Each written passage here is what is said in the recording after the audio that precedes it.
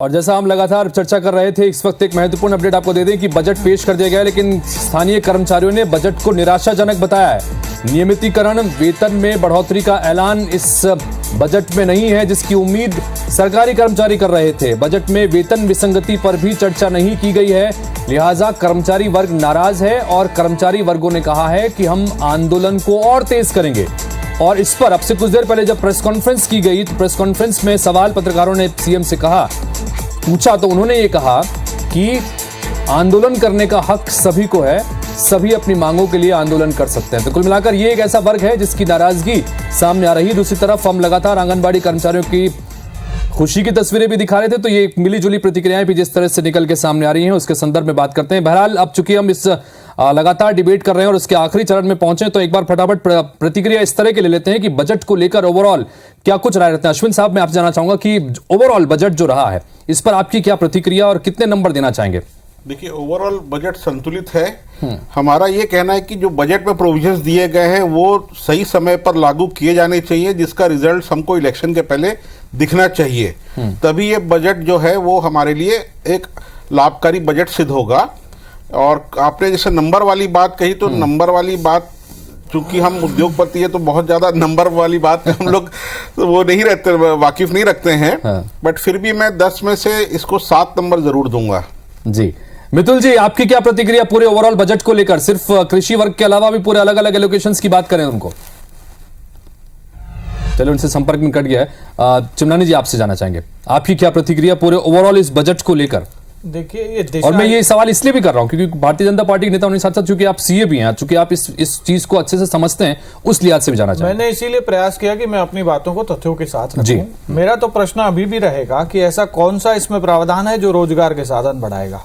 Infrastructure की हम बात करें तो 4 साल का इस सरकार का रिकॉर्ड है कि पूंजीगत व्यय के लिए अभी जैसे 15,000 करोड़ का प्रावधान है, पहले तो 17,000 करोड़ का प्रावधान भी था, लेकिन खर्चा कितना हुआ? 8,000 करोड़, 7,000 करोड़। मतलब आप जितना प्रावधान कर रहे हो उसकी आधी राशि आप खर्च कर रहे हो। इंफ्रास्ट्रक्चर का काम कैसे होगा? दूसरा, आपने 4 साल लगा दिए, आप गड्ढे नहीं पाट पाए, अब आप चुनाव के 6 महीने पहले बोलते हो कि हम मेट्रो रेल चलाएंगे, तो लोग आप पे हंसेंगे। ये इस प्रकार की घोषणाएं इन्होंने कर दी हैं कि जनता को ये मालूम पड़ गया कि ये झुंझुना है, ये पूरी नहीं होने वाली। और एक बात पुनः कहना चाहता हूं जो बार बार सत्यापित हो गई कि कांग्रेस जो पुराने वादे करके आई थी उससे वो मुकर गई। ठीक है, इन सब के बीच में एक और महत्वपूर्ण अपडेट ये आया क्योंकि पीएम आवास को लेकर अभी भारतीय जनता पार्टी के तमाम विधायक जो हैं, पूर्व मंत्री भी सवाल खड़े कर रहे थे कि इस बजट में पीएम आवास को लेकर कोई बात नहीं की गई है, चूंकि जिसको लेकर लगातार भारतीय जनता पार्टी भी विरोध कर रही है। उसको लेकर अपडेट ये कि पीएम आवास के लिए भी सीएम का ये कहना है कि हमने बजट में प्रावधान किया है, हम 1 अप्रैल से खुद ही पीएम आवास के लिए सर्वे करने जा रहे हैं। हमने प्रधानमंत्री को इस संबंध में पत्र भी लिखा है, हमने आवास का मुद्दा खत्म कर दिया है, हमने आंगनबाड़ी कार्यकर्ताओं की मांगे पूरी कर दी है। ये उनकी प्रतिक्रिया। नितिन बंसाली जी, आप जानना चाहेंगे इस बजट को लेकर आपकी क्या प्रतिक्रिया फाइनल ओवरऑल पर? देखिए, संतुलित बजट है, हर वर्ग का ध्यान रखा गया है, चाहे वो गांव हो, गरीब हो, किसान हो, युवा हो, माताएं हो, आंगनबाड़ी कार्यकर्ता हो। पहली बारी में भी यही बोले थे, स्क्रिप्टेड बयान आप सब भी। अरे भाई, तो कौन सा प्रावधान है ये तो मेरे बताओ बोलने से आपको तकलीफ क्या है? अरे जब वो बजट संतुलित है और मैं यदि कह रहा हूँ कि बजट जो है वो जन लोग कल्याणकारी है, युवाओं के प्रावधान, समय कम आप लोग लाभ भी लोगे।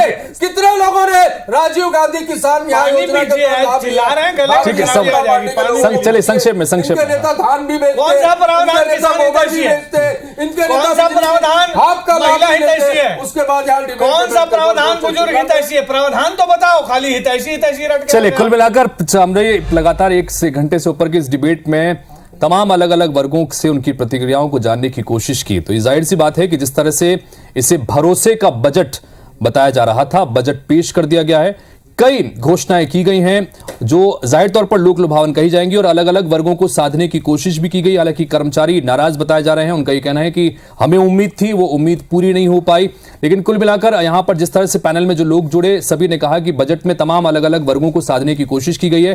भारतीय जनता पार्टी लगातार ये कह रही है कि भरोसे का बजट नहीं है बल्कि भरोसे तोड़ने का बजट है। बहरहाल 2023 के संदर्भ में यह बजट सामने रखा गया है। जाहिर सी बात है कि इसके आने वाले समय में और क्या जमीन पर इसका असर देखने को मिलेगा, इस पर भी IBC 24 की नजर लगातार बनी रहेगी।